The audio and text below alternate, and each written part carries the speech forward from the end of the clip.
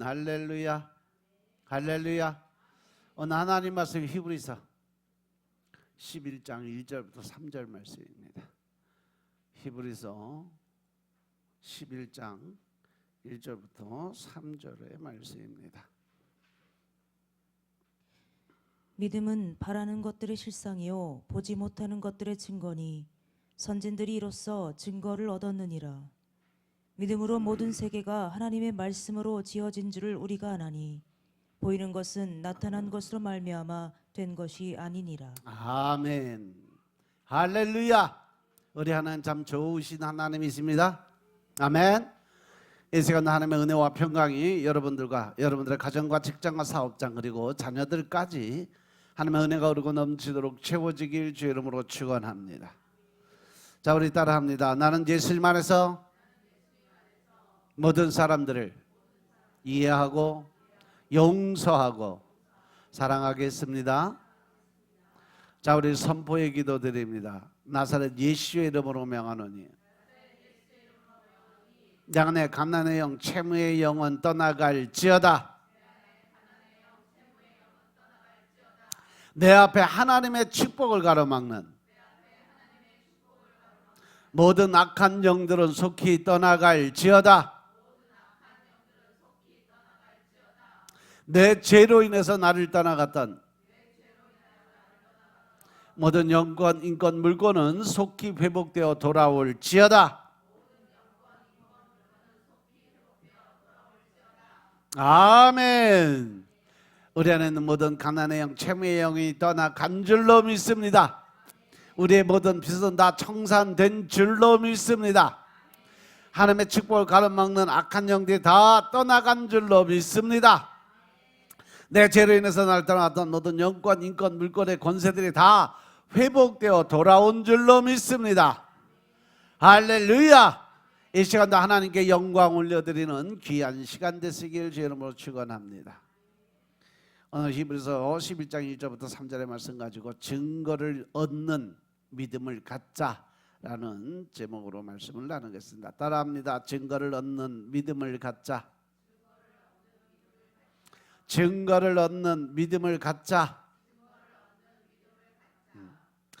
이 히브리서 11장은요, 구약 성경에 나온 대표적인 믿음의 사람들과 믿음의 특징들을 아주 자세하게 기록을 해놨어요.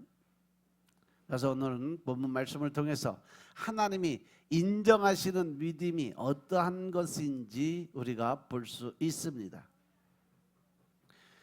그래서 오늘 이 히브리서 11장을 통해서 계시된 믿음의 진리를 한번 나누어 보도록 하겠습니다. 믿음은 기대하는 거죠.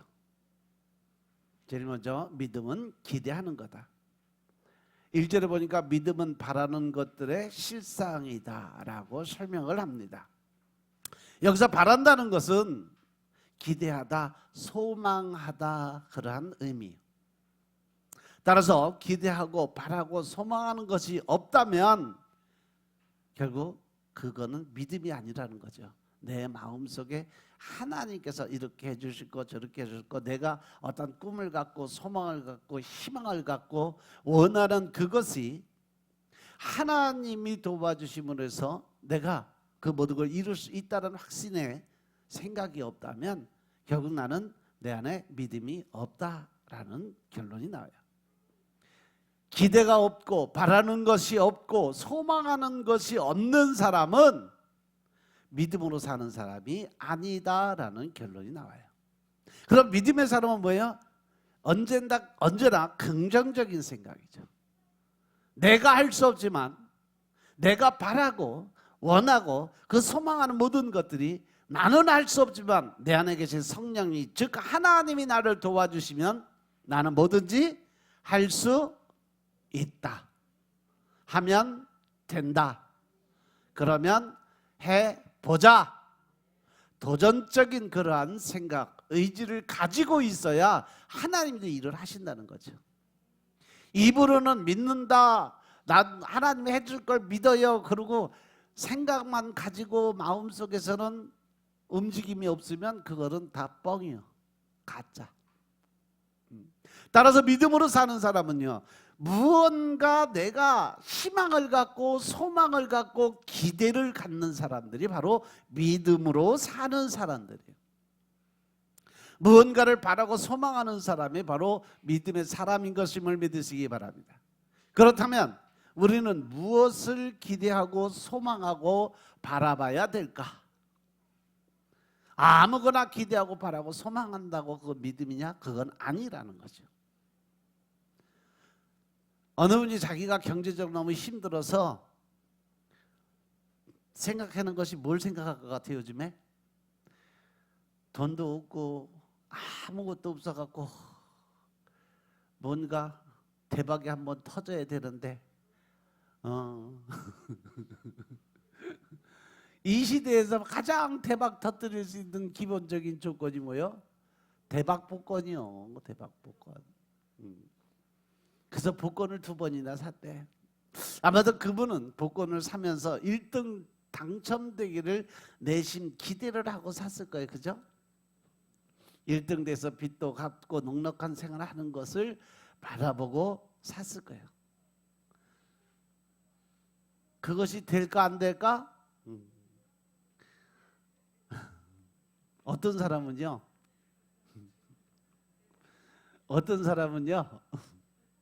복권 1등 진짜 이거 나와서 세상에 이런 일에 나와서 복권 1등이 당첨이 돼서 당첨금이 209억 원이야. 근데 그거를 당첨된 줄 모르고 성경책에 껴놓고 1년이 지난 다음에 그게 우연히 성경을 읽다가 이 사람이 그러니까 맨날 성경을 읽었으면 찾았을 텐데 1년 만에 성경책을 핀 거야.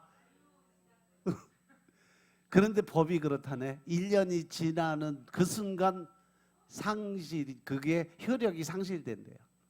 그래서 209억을 국고로 환수돼서 못 찾았어. 그 뒤에 그 사람은 어떻게 됐을까? 복권에 미쳐버렸지. 매주 또 한 번 당첨될 거야 하고 매주 갔다가 복권 사는데 돈을 몇십만 원씩 쳐들여서 지금은 복권 매니아가 아니고 복권에 미친 사람 돼버렸어. 209억 원이 눈앞에서 날아다니는 거지 지금.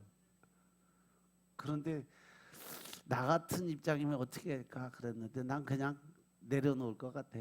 내 게 아닌가 보다 그러고 신경을 안 썼을 것 같아.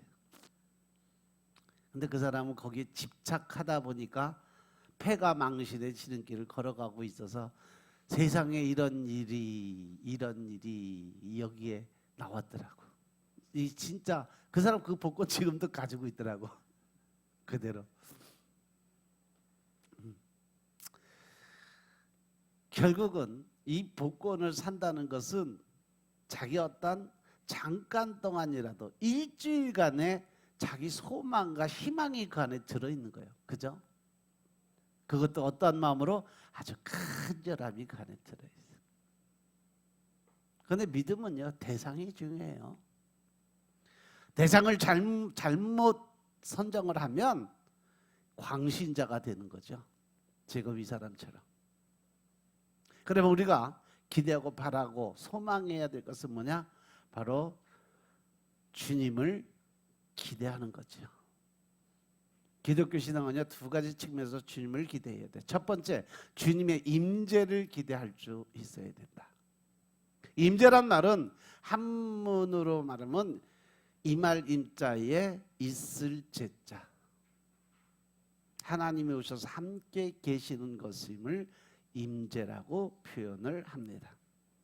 그리고 임재가 지속되는 것을 늘 같이 가는 걸 뭐라 그래요? 동행한다고 그래요. 그죠? 구원받은 우리들은 하나님이, 예수님이 영으로 우리에게 오셔서 우리와 동행하시기를 기대하며 살아갈 수 있어야 된다는 거죠. 성경 말씀에 보면 하나님이 임재하시면 놀라운 일들이 일어나요. 그죠? 다메섹 도상에서 믿는 사람들을 핍박했던 사울에게 주님이 임재하시니까 그가 거꾸러지고 변화가 되니까 복음 전도자로서의 삶을 살게 되는 바울의 삶으로 바뀝니다.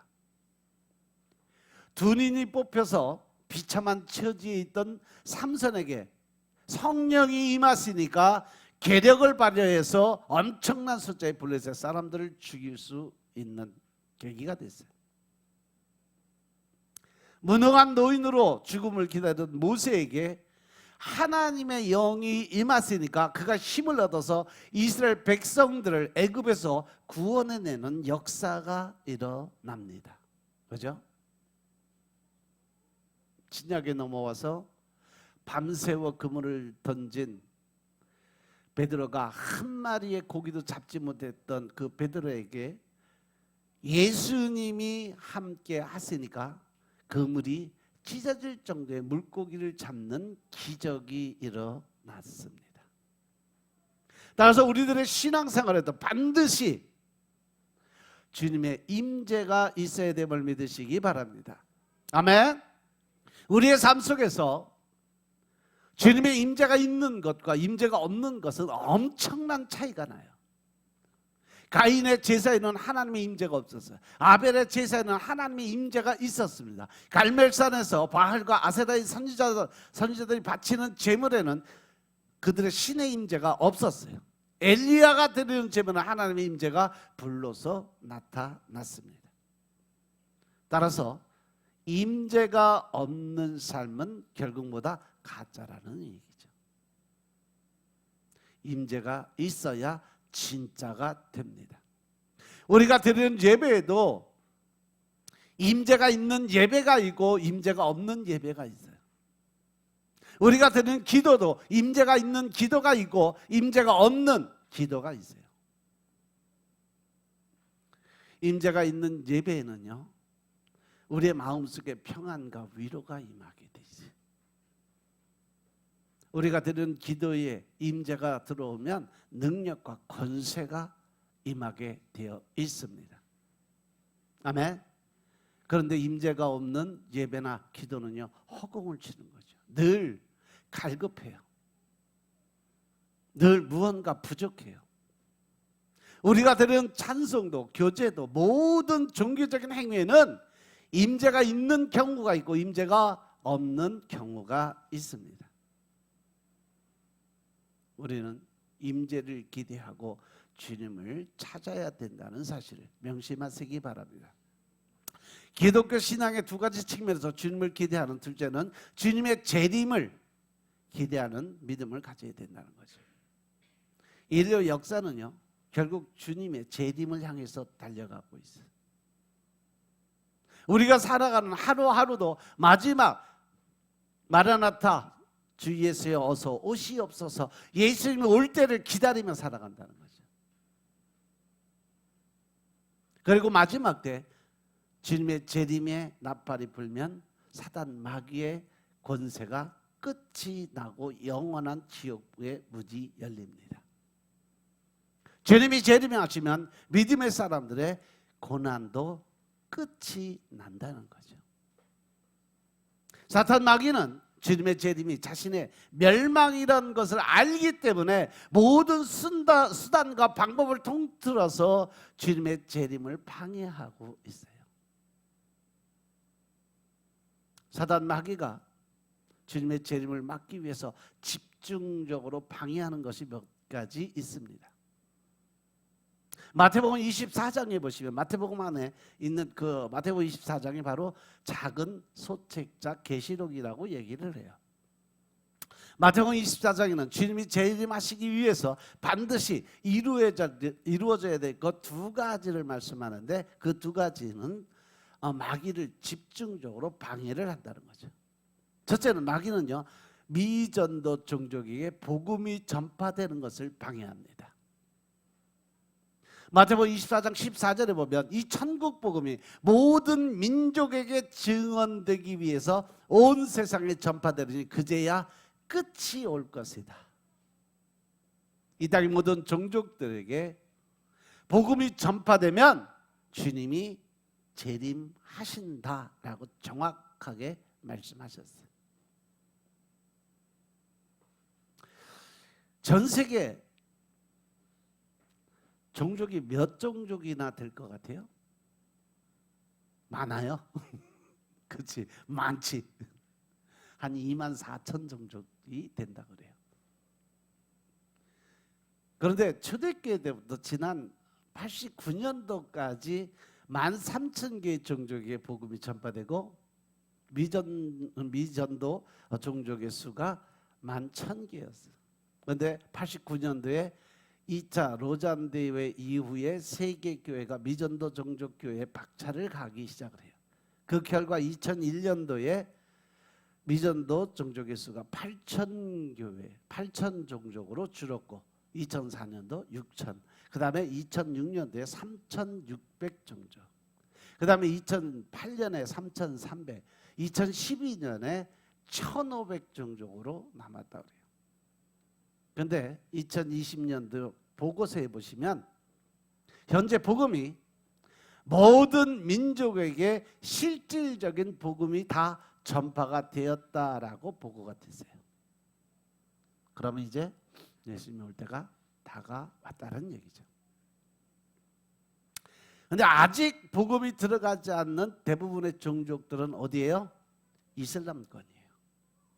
그런데 이슬람도 지금 서서히 변해가고 있습니다. 복음이 들어가기 시작을 했고 또 그 안에 순교의 핏뿌림이 결국 그들을 변화시키고 있어요. 이제 우리 교회도 중보기도의 목록에 이슬람을 위한 기도 제목을 추가해야 되지 않을까. 그죠? 이슬람 지역에 더 많은 선교사들이 들어갈 수 있도록 늘 중보하고 기도 드려야 될 줄로 믿으시기 바랍니다.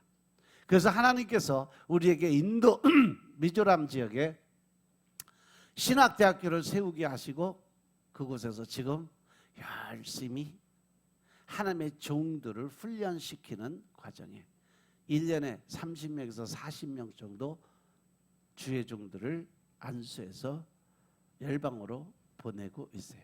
그들이 공부하는 데가 다 이슬람권 안에 있는 사람들이 신학을 해서 가서 복음을 전파하고 그들은 순교자의 삶을 스스로 자원해서 들어가서 공부하는 사람들이에요. 제가 지난주에도 말씀드렸죠. 하루에 10시간씩 기도하고 5시간, 6시간씩 신학 공부하고 그리고 훈련 받아서 4년 동안 받고 3년 동안 대학원 그 다음에 목사 고시를 봐서 합격하면 안수를 받는데 그거는 인도 정부에서 인정한 학교예요. 정식 대학원이에요. 여러분들이 엄청나게 큰 일을 행하신 겁니다.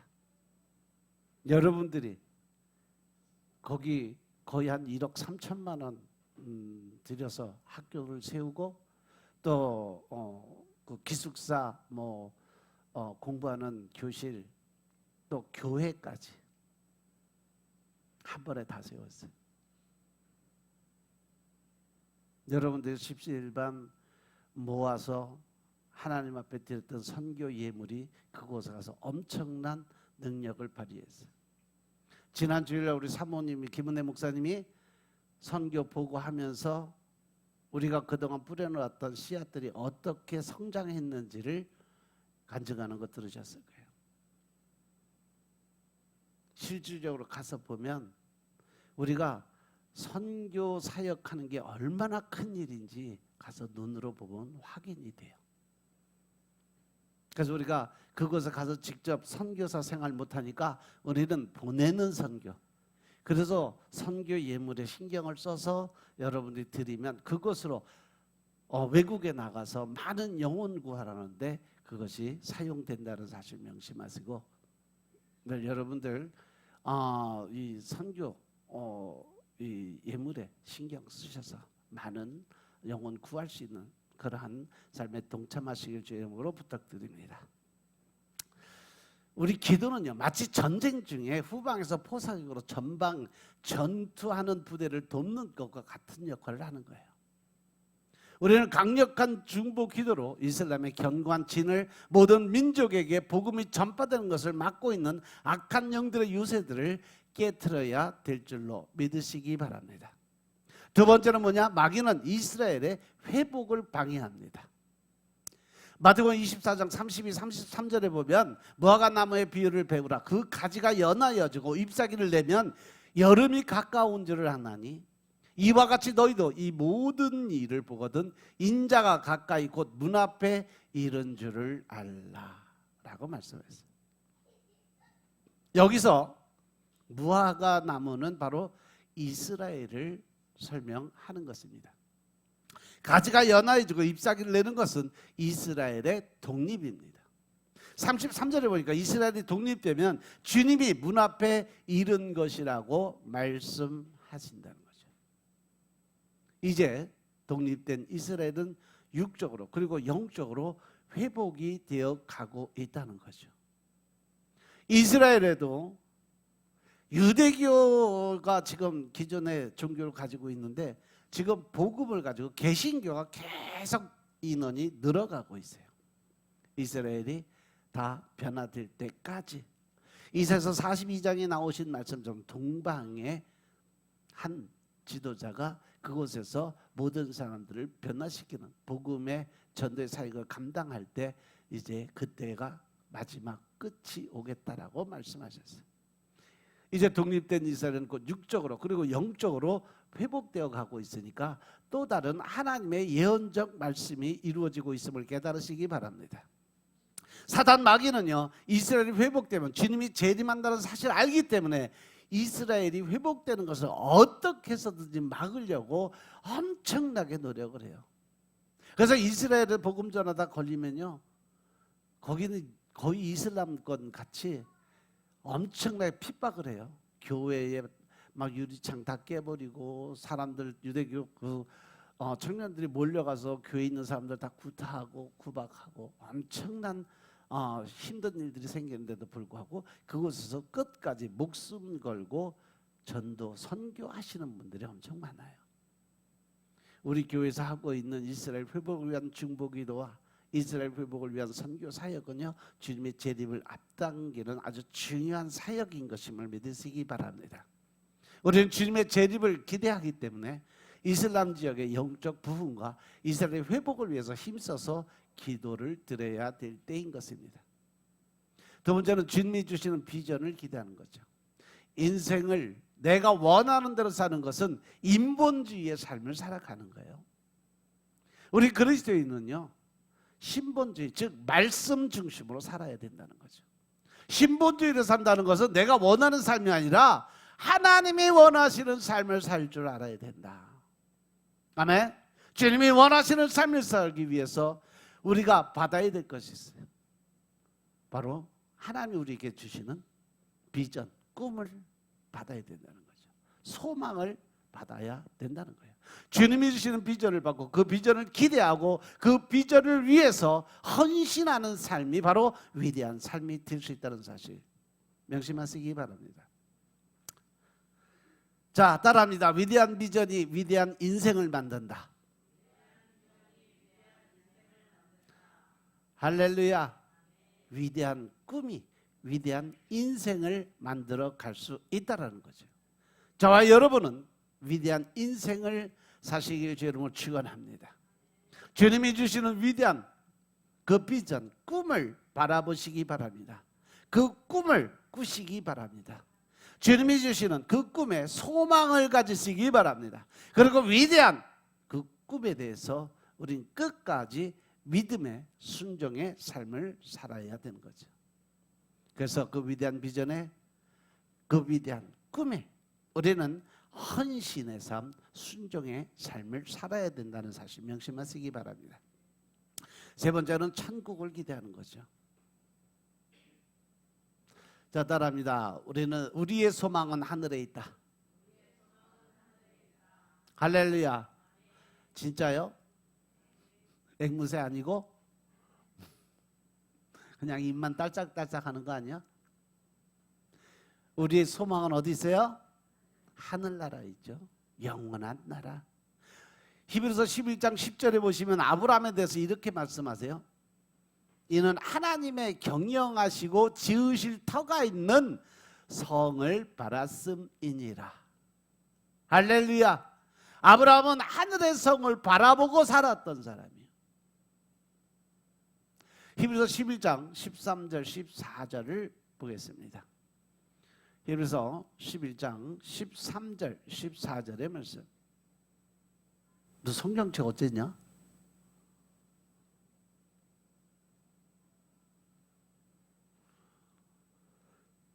자, 같이 합독합니다. 시작. 이 사람들은 다 믿음을 따라 죽었으며 약속을 받지 못하였으되 그것들을 멀리서 보고 환영하며 또 땅에서는 외국인과 나그네로라 증거하였으니. 할렐루야. 이같이 말하는 자들은 본향을 찾는 것을 나타냄이라. 할렐루야. 믿음의 사람들은 이 땅에서 사는 것 자체가 외국인과 같이 나그네로 살아가야 된다라는 거죠. 이 땅에 미련을 갖고 살지 마라. 그렇기 때문에 땅의 것에 연연하지 말고 살라는 겁니다. 왜냐하면 여러분들의 본향은 어디요? 천국 소망으로 살아가라는 거죠. 아멘. 16절에 보면 이제 저희가 이제는 더 나은 본향을 사모하니 곧 하늘에 있는 것이라. 그러므로 하나님이 저희 하나님이라 일컬음을 받으시면 부끄러워하냐고 저희를 위해서 한 성을 예비해 두셨다. 그 성이 어떤 성이요? 예루살렘 성.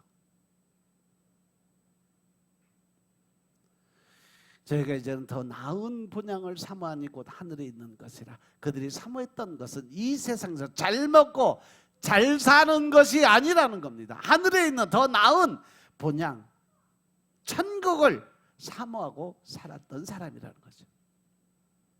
그리스도인들이 천국의 소망으로 살아야 민족이 살고 나라가 살 수 있는 길이 열린다는 사실이죠. 우리 그리스도인들은요, 천국을 소망하며 살아야 되는데 그렇게 못 살고 있는 사람들이 너무 많아. 현실을 바라보고 현실에 아둥바둥 살아가다 보니까 천국의 소망을 갖기 너무 힘들어요. 천국보다는 이 세상에서 더 잘 먹고 잘 사는 것을 기대하며 살아가고 있다는 사실이죠. 그래서 교회가 무너지는 거예요. 그래서 믿음의 사람들이 세상으로 나가는 거예요. 그리고 교회가 무너지니까 나라가 무너지는 거고. 그래서 우리는 영원한 천국의 삶을 소망하며 살아갈 수 있는 여러분들의 삶이 되시길 주 이름으로 축원합니다. 두 번째는 뭐냐? 믿음이 그 질을 결정을 한다는 거죠. 인생의 질을 결정하는 것이 무엇이라고 생각할까? 교육? 아니면 돈? 인간적인 관계? 이런 것들 부분적인 답은 될 수가 있어요. 그러나 전체는 아니라는 거죠. 그리고 이 땅에서 하는 모든 일은 순간적인 것이지 영원하게 살 수 있는 방법은 아니라는 사실 명심하시기 바랍니다. 하나님의 말씀 성경에 보니까 믿음이 인생의 질을 결정한다고 가르쳐주고 있어요. 믿음이 결정해주는 인생의 질을 세 가지로 정리해보면, 첫째, 믿음이 현세의 삶의 질을 결정한다는 겁니다. 믿음은 죽음 이후의 세계만 결정하는 것이 아니에요. 이 땅에서 내가 어떻게 살아가느냐, 현세의 삶을 결정해 주는 것이 믿음이라는 거죠. 가인과 아벨이 하나님께 제사를 드려요. 그런데 하나님은 가인의 제사를 응답하지 않으셨고 아벨의 제사를 응답해 줬어요. 그 이유가 뭘까? 하나님이 그들의 예배의 질을 판단하셨을 때 보셨던 것이 있어요. 바로 믿음이었습니다. 4절에 보니까 믿음으로 아벨은 가인보다 더 나은 제사를 하나님께 드림으로 라고 기록이 되어 있어요. 믿음이 그들이 드린 제사의 질을 결정을 했다는 거죠.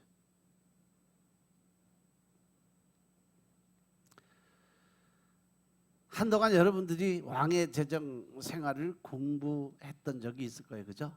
왕의 제정. 홍성건 목사님께서 이론을 말씀해 주시고 김미진 간사님이 성경적인 제정 생활의 실제를 다루는 내용을 한참 공부를 열심히 했어요. 김미진 간사의 남편은 의사였는데 선교사로 헌신을 했습니다. 의사 생활할 때 매달 현금으로 2천만 원씩 벌었대요. 의사가 월급이 세긴 센가 봐. 근데 그가 하나님의 부르심을 받은 후에 매달 2천만 원씩 수입을 포기하고 선교사로 갔던 거죠. 땅의 것을 위해서 살던 사람이 하늘의 것을 위하여 사는 사람이 된 거예요. 김미진 간사의 남편의 삶의 질이 땅에서 하늘로 변화된 사건이었죠. 김미진 간사도 사업을 하던 사람이에요. 그런데 부도가 나서 100억의 빚을 지고 빚 독촉에 시달리다가 홍성건 목사님의 왕의 제정 강의를 통해서 변화되고 하나님의 청지기로 살기 시작했는데 4년 반 만에 100억의 빚을 다 갚고 통장에 1억 6천만 원의 잔고가 남는 그런 기적을 체험하게 됩니다. 이러한 과정을 통해서 김미진 간사는 자신의 영광을 위해서 물질을 사용하던 사람이었는데 하나님의 청지기로서 사는 거룩한 부자로 생각을 바꾸게 됩니다. 남편의 삶의 질이 변한 것처럼 김미진 간사의 삶의 질도 변하게 됐던 거죠. 우리의 삶의 질이라고 하면 경제적인 척도를 생각하는데 그것은 세상적인 척도예요. 그리스도인의 삶의 질은 진리의 말씀에 따라 사느냐 그렇지 않느냐 하나님의 뜻에 따라 사느냐 아니냐로 결정된다는 사실 명심하시기 바랍니다. 아멘. 모든 사람은요 이 세상에서 시한부 인생을 살아가는 것과 똑같아요. 이미 우리는 이 땅에 태어나서부터 죽을 날이 정해진 사람들이에요. 믿습니까? 중요한 것은 내가 어떻게 살아갔느냐 어떻게 살아왔느냐 내 삶의 질이 어떠한 것이냐를 생각해 봐야 된다는 거죠. 믿음으로 사는 사람들이 이 세상을 가치 있게 사는 사람들인 것임을 깨달으시기 바랍니다. 두 번째, 믿음이 하나님과 관계의 질을 결정합니다. 믿음은 하나님과의 관계를 건강하게 만들어줍니다. 교회 생활을 하지만 다 같은 교회 생활이 아니라는 사실이죠. 부부가 한 집에서 한 입을 덮고 살지만 어떤 부부는 서로 뜨겁게 사랑하고 살아가, 어떤 부부는 서로에게 별 관심 없이 무덤덤하게 살아가, 어떤 부부는 원수나 다름없이 살아갑니다. 교회 생활도 마찬가지라는 거죠. 교회는 나오지만 하나님을 화나게 만드는 사람들이 있다는 거죠. 교회는 나오지만 하나님에는 관심도 없는 사람들이 있다는 거죠. 그런가 하면 하나님을 기쁘게 하는 사람들도 있어요. 저와 여러분들은 하나님을 기쁘게 하시는 여러분들이 되시길 주님으로 축원합니다. 하나님과 좋은 관계를 유지할 수 있는 여러분들의 삶이 되시길 주님으로 축원합니다. 히브리서 11장 6절에 보시면 믿음이 없이는 하나님을 기쁘게 못하나, 즉 하나님을 기쁘게 할 수 있는 비결을 하나님이 정답을 딱 적어주셨어요. 하나님을 기쁘게 하는 삶은 뭐다? 믿음을 가져야 된다. 그래서 믿음이 없이는 하나님을 기쁘게 하지 못하나니 하나님께 나아가는 자는 반드시 그가 계신 것과 할렐루야 또한 그가 자기를 찾는 자들에게 상 주시는 이심을 믿어야 할지니라. 할렐루야. 믿음이 있어야 하나님을 기쁘게 할 수 있어요. 하나님이 살아계시다는 것과 하나님은 자기를 찾는 자들에게 상 주시는 분이라는 사실을 믿어야 우리가 하나님을 기쁘게 할 수 있다라는 얘기죠. 한마디로 말하면 좋으신 하나님을 믿으라 이 말씀이에요. 아멘. 예레미야서 29장 11절에 보시면 여호와의 말씀이라고 말씀하시면 너희를 향한 나의 생각을 내가 안다. 너희들의 삶 속에 평안이요 재앙이 아니다. 너희들이 편안하게 사는 걸 내가 원하지 니들이 힘들고 어렵고 고통스럽게 사는 걸 원치 않는다. 단 너희에게 미래와 희망을 주기 위해서 너희의 삶이 변화가 되는 거다라고 말씀하세요. 하나님은 우리에게 고통을 주려는 생각을 가지고 계시지 않다는 거죠. 우리를 향한 하나님의 생각은 재앙이 아니라 평안이다라고 말씀하십니다. 하나님 우리에게 희망이 넘치는 미래를 열어가는 좋으신 분이신 것임을 믿으시기 바랍니다. 따라서 우리는 세상을 살다 보면 어렵고 힘든 일을 만날 때가 참 많이 있어요. 그럴 때 우리는 하나님은 왜 나에게 이러한 일을 허락하셔서 힘들게 하시나라고 생각을 하고 말해서는 안 된다는 거죠. 왜냐하면 하나님은 우리에게 혀의 권세, 말의 권세를 주셨어요. 신명기 14장 28절에 보시면 하나님이 하나님의 이름을 걸고 맹세하며 우리에게 선포한 말씀이 있어요. 이제부터 내 입에서 나오는 그 말대로 내가 시행하겠다. 할렐루야. 너희 말이 내 귀에 들린 대로 내가 너희에게 행하겠다는 거예요. 시행하겠다는 거예요. 따라서 우리 입술에는 이 부정적인 안 된다, 못한다 이러한 모든 말의 권세들 다 지워버리시기 바랍니다. 뭐든지 할 수 있다 하면 된다 해보자. 어려운 문제가 내 앞에 닥쳐왔을 때 우리는 과감하게 그것을 헤쳐나갈 수 있는 지혜를 하나님께 구하고 기도드리며 하나님이 알려주는 방법대로 그 문제를 해결해 나가면 반드시 좋은 결과를 맺을 수 있다는 사실 명심하시기 바랍니다. 아멘. 따라서 아무리 어렵고 힘든 일을 만나도 하나님 이 일도 협력해서 선을 이루어 주실 것을 믿으시기 바랍니다. 왜냐하면 하나님은 늘 우리에게 좋은 일을 만들어주시는 분이시기 때문에 그렇습니다. 아무리 상황이 어려워도 힘들고 더 앞이 다 사방이 막혀서 어렵더라도 하나님은 하늘의 문을 여실 것이다.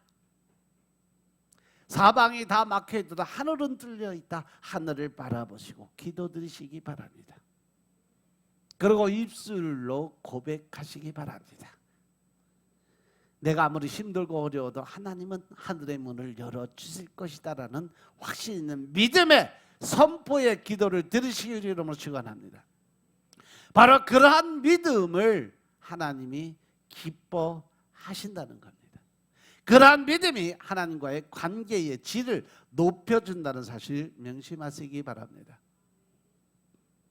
그리고 믿음이 내세의 질을 결정한다는 사실이죠. 사람들은 이 세상에서 인정받기 위해서 노력하고 수고를 많이 해요. 하지만 정말 중요한 것은 이 세상에서 인정받는 것이 아니라 하늘에서 인정받아야 된다는 사실 명심하시기 바랍니다. 사람들에게 인정받는 거 그건 아무것도 아니에요. 이 땅에서 내가 하나님의 영광을 가로채 먹는 것과 똑같은 겁니다. 그런데 실상 사람들은 내세에서 인정받는 것에 너무 관심이 많아요.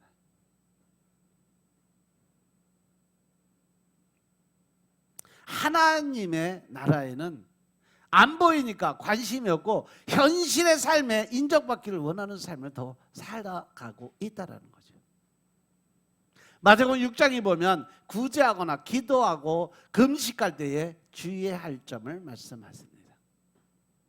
마태복음 6장 2절에서 사람에게 영광을 받으려고 하지 말라고 말씀하셨고 5절에서 사람에게 잘 보이려고 하지 말라고 말씀하시고 16절에 보면 사람에게 보이려고 하지 말라고 말씀하십니다. 그 이유는 하나님께 받을 상을 가로채 먹지 말라는 거예요. 그렇게 사람에게 영광을 받고 잘 보이고 또 사람들이 인정받으라고 살다 보면 결국 하나님께 인정을 못 받는 거예요. 하늘에 상급이 없다라는 거예요. 믿습니까? 그러니까 구제와 금식과 기도에 관한 그 말씀에서 주는 교훈은 무엇을 하든지 이 세상에서 인정받으러 가지 말고 하나님께 인정받으려고 사는 삶을 살아라, 이 말씀입니다. 아멘. 그리고 마태복음 6장 19절부터 21절의 말씀을 보면 재물, 돈에 관한 말씀을 하세요. 사람들이 가장 좋아하는 보물을 땅에 쌓아두는 사람이 있고 하늘에 쌓아두는 사람이 있다라고 말씀하십니다. 두 종류의 사람들 다 자신을 위해서 그렇게 하는 거라고 말씀하시는데, 근데 땅에 쌓아두는 것은 좀과 동록이 해하고 도둑이 구멍을 뚫고 훔쳐간다라고 말씀하세요. 반면에 하늘에 쌓아두면 거기는 좀이나 동록이 해하지 못하고 도둑이 구멍을 뚫지도 못하고 도둑질도 못한다라고 말씀하십니다.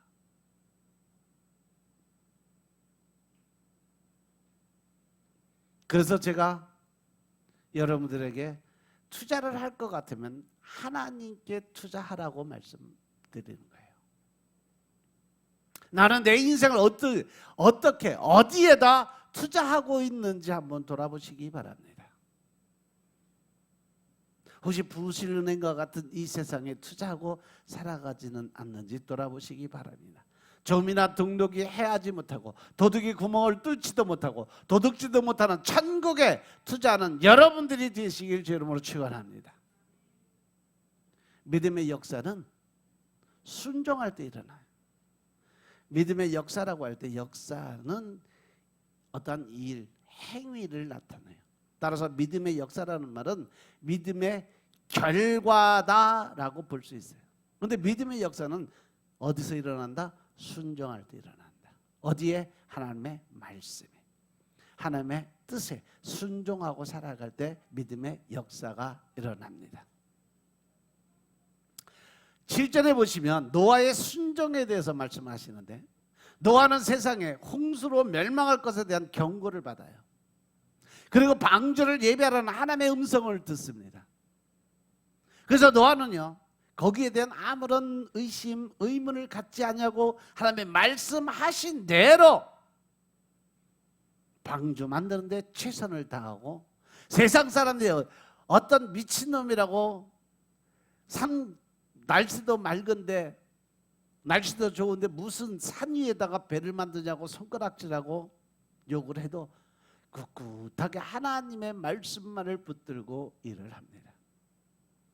그래서 노아는요, 하나님의 말씀에 순종하고 나니까 어떻게 홍수로부터 구원을 받는 역사가 일어났음을 깨달으시기 바랍니다. 노아는 믿음의 역사를 경험한 사람이 된 거죠. 그리고 8절에 보면 아브라함의 순종에 대해서 말씀하십니다. 아브라함은 하나님의 부르심을 받아요.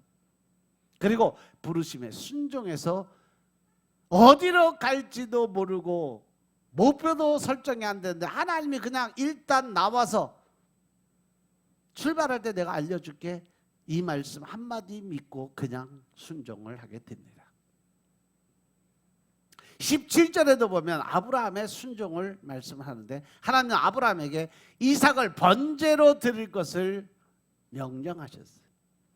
아브라함은 하나님의 말씀에 순종해서 모리아산에서 이삭을 제물로 드립니다. 실질적으로 백세에 얻은 아들을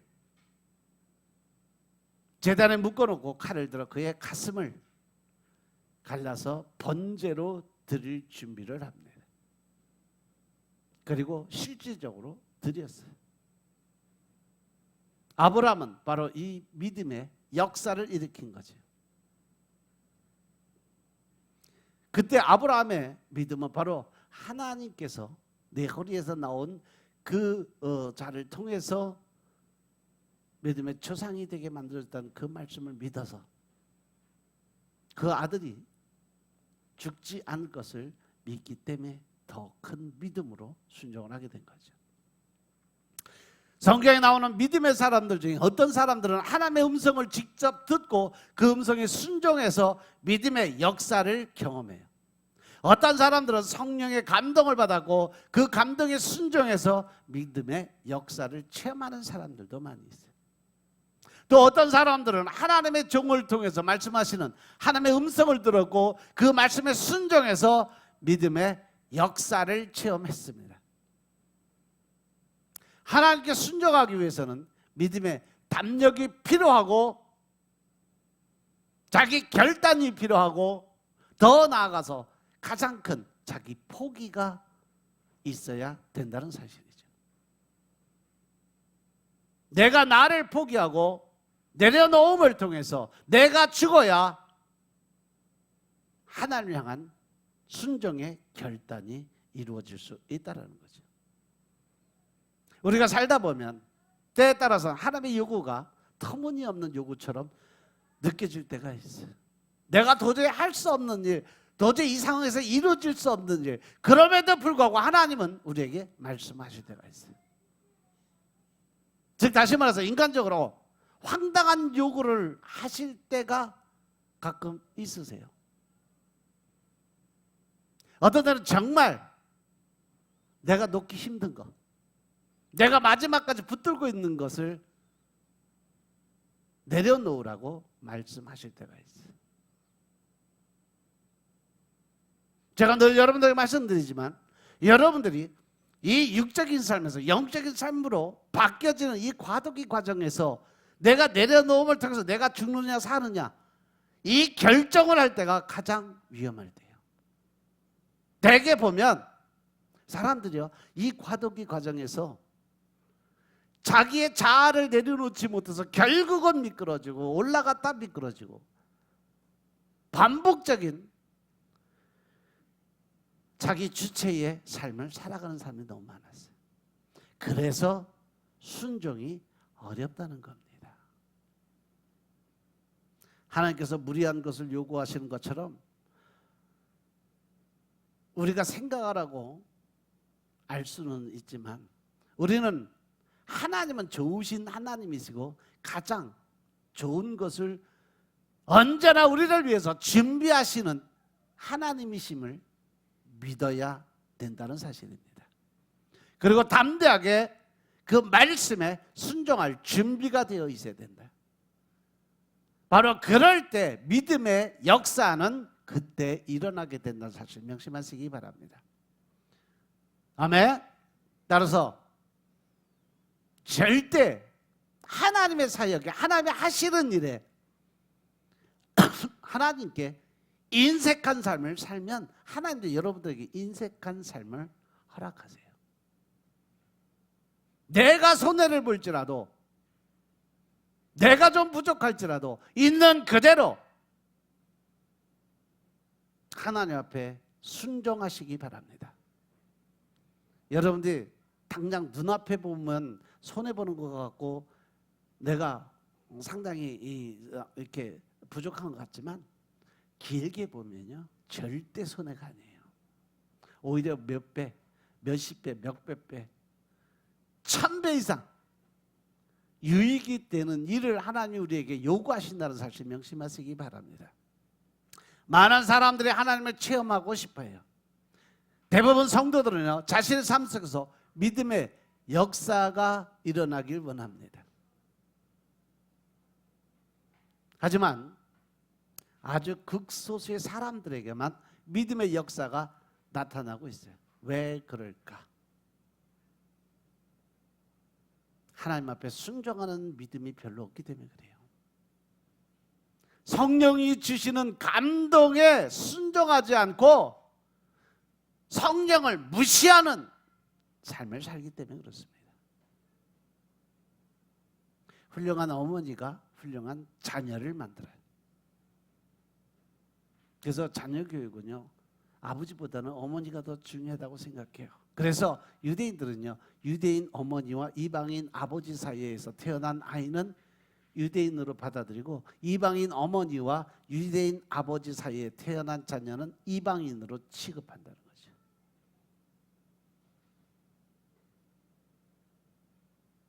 감리교를 세운 요한 웨슬리 어머니 수산나는요 수산나가 몇 명의 아이를 낳았어? 네? 그가 키운 아이들만 19명이에요. 직접 다 낳은 거 아니고 그 아들 데려다 키운 거지. 근데 19명의 자녀들 한결같이 훌륭한 자녀로 키웠습니다. 어느 날 어떤 사람이 물었어요. 당신의 자녀 교육의 비밀이 무엇입니까? 라고 물으니까 수산나는 이렇게 대답을 해요. 나는 우리 아이들이 그들의 머리가 크기 전에, 좀 더 정확히는 5살 넘기 전에 그들의 의지를, 즉 고집을 꺾어서 하나님의 말씀 앞에 순종하는 법부터 가르쳤다라고 고백을 합니다. 아이들이 자아가 자라나기 직전에 그 자아의 싹을 자르고 거기다가 뭘 집어넣어줘? 말씀을 집어넣어줬다는 얘기예요. 그렇게 키워냈더니 아이들이 엄청나게 영적인 성장을 해가더라.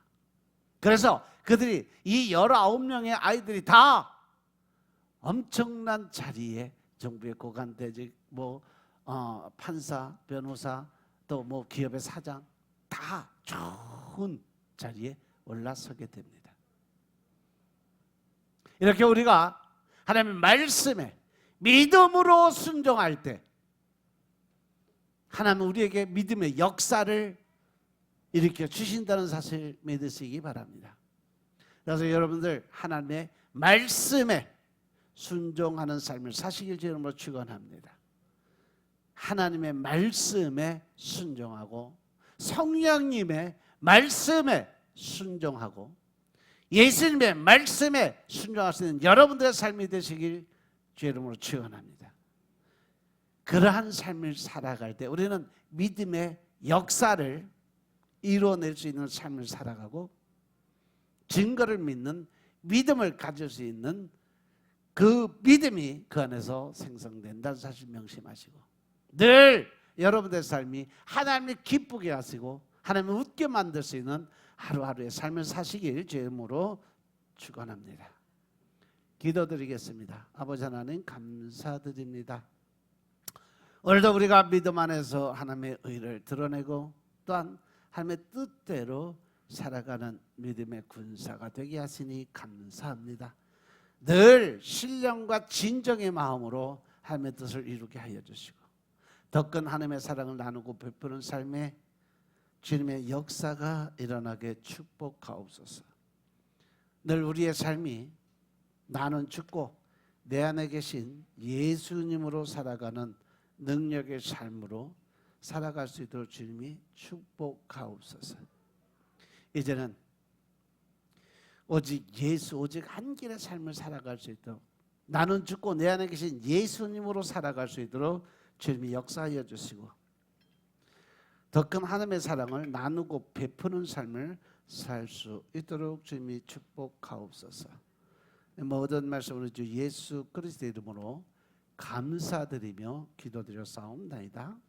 아멘.